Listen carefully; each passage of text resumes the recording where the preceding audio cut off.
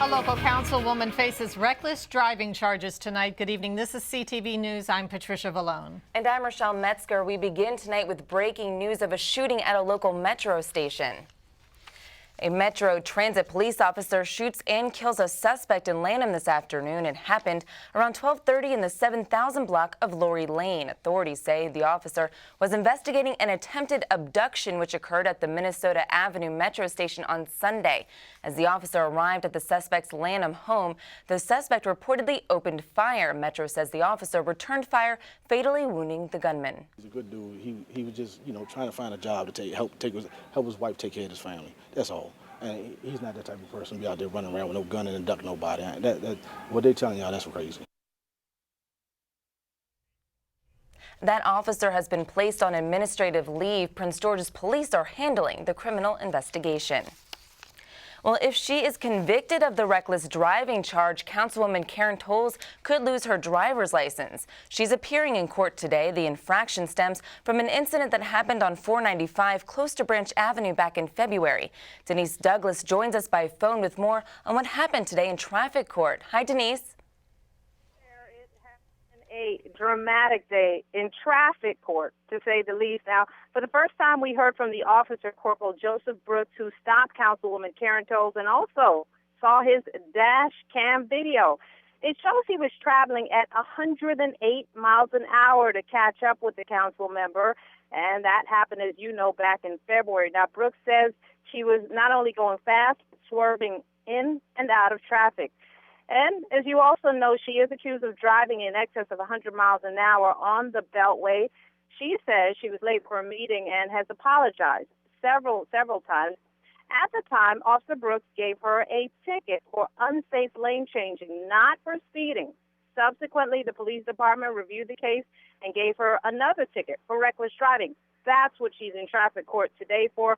Her lawyer arguing to have the case thrown out because she says convicting Councilwoman Tolles would be double jeopardy, essentially trying her twice since she already paid the fine and fessed up to the unsafe lane changing. If she's convicted of the reckless driving, she would have to pay a fine of $510 and faces getting 6 points on her license. Not good news because she could lose her license because of previous points that she already has on it. Now, the judge will have to rule on the reckless driving case as well as whether this is all double jeopardy. But right now, as we speak, testimony is continuing. Once I hang up right here from on the phone, I'm going to head back right into the courtroom and try to get a sense of, when this thing is going to wrap up and when this ruling might happen. But definitely still going on. And like I said, lots of drama in the courtroom. Back to you in the studio. All right. Thank you, Denise, for that report. Well, another private meeting for a gaming panel today stalls a public meeting that was supposed to start at 1 this afternoon.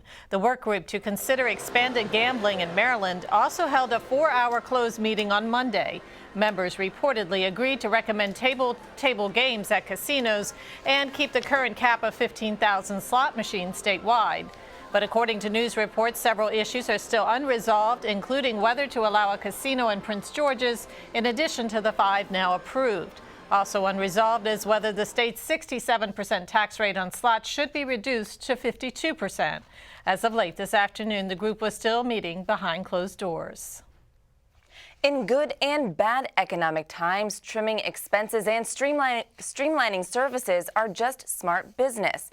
That's the idea behind a new Prince George's task force charged with finding ways to reduce costs within government agencies and the school system. The group, made up of school, county, and union representatives, contract and purchasing officers, and business leaders, met today in Upper Marlboro. County Council Chair Andrea Harrison says consolidating services and bulk purchasing are some of the methods the panel will consider.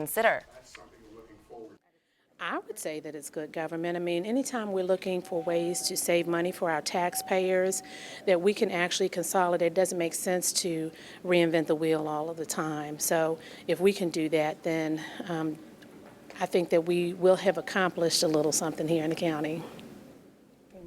Harrison hopes that the task force will have a final report by the fall. The council will then vote on whether or not to accept the recommendations and move the plan forward. Governor Martin O'Malley orders flags flown at half-staff in memory of a Marine killed in Afghanistan. The flags will be lowered from sunrise to sunset in honor of 22-year-old Julian Chase of Edgewater.